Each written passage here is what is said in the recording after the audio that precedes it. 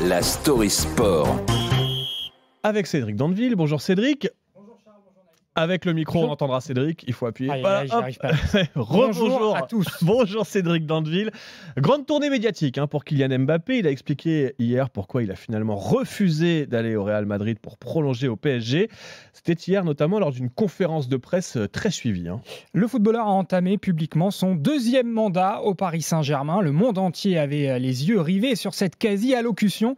L'homme de 23 ans a expliqué avoir pris sa décision la semaine dernière sur des critères essentiellement sportifs. De là à se transformer en une sorte de joueur président, c'est un pas que Mbappé ne veut pas franchir. Je reste quand même un joueur de foot, peu importe. Je suis ancré dans un collectif, peu importe, même si bien sûr il y a des statuts dans une équipe. Mais je reste quand même un joueur de foot et j'irai pas au-delà de cette fonction. Donc on est rassuré, il refuse les pleins pouvoirs. Oui, même s'il change clairement de dimension au club, on a du mal à imaginer qu'il choisisse lui-même les futurs joueurs ou l'entraîneur. Ceci dit, le licenciement du directeur sportif Leonardo laisse quand même planer un doute sur la toute-puissance de Mbappé, sans aucune tyrannie bien sûr.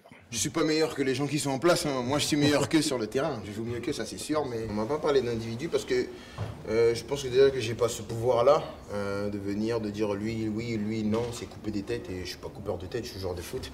Ah bah il nous rassure, on reste dans le démocratique. Oui, d'ailleurs, l'attaquant a admis hier avoir eu des échanges avec le président Emmanuel Macron. Il m'a donné des conseils, on a souvent échangé, mais bien sûr que voilà, aujourd'hui, quand tu es une figure nationale comme ça, tu as des droits, mais tu as des devoirs aussi.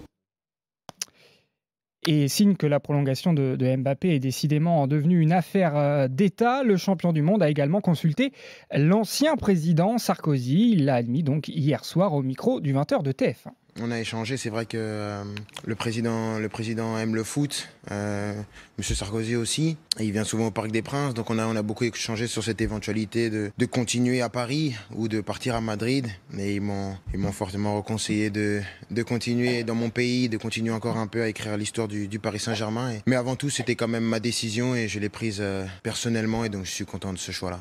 Bon, on l'entend, c'était une décision, oui, sportive, mais quasi politique de la part de Kylian Mbappé. D'ailleurs, comme un homme politique, comme un chef d'État, on a pu constater hier que, encore une fois, Kylian Mbappé maîtrise parfaitement sa communication.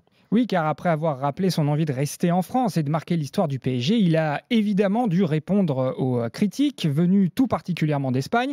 Le champion du monde aurait cédé aux sirènes de l'argent qatarien pour se défendre. Mbappé a la formule qui fait mouche. Pour être honnête, on a parlé des mois de sportifs, des heures d'image et des minutes d'argent. Ça a duré 5 minutes, c'était très rapide, il n'y a eu aucun problème. Voilà, aucune somme d'argent n'a été précisément dévoilée hier, mais si le prince Mbappé, un jour en vue d'une élection, devait faire sa déclaration de patrimoine, eh bien ça ne devrait pas être trop mal, il va devenir le plus gros salaire du PSG. Oui, mais c'est vrai que comme tout bonhomme politique, il avait donc une punchline, une formule pour évacuer d'un revers de main la question de l'argent et des polémiques qu'aurait pu en être. Voilà, Kylian Mbappé, roi de la com, il va se confier peut-être un peu plus directement, vous allez l'entendre ce soir sur RMC en exclusivité dans Roten sans flamme. Entretien exclusif avec Jérôme Roten, ce sera à vivre à 18h aujourd'hui sur RMC, c'est l'événement à ne pas manquer et c'était donc la Story Sport de bonheur avec Cédric Dandeville.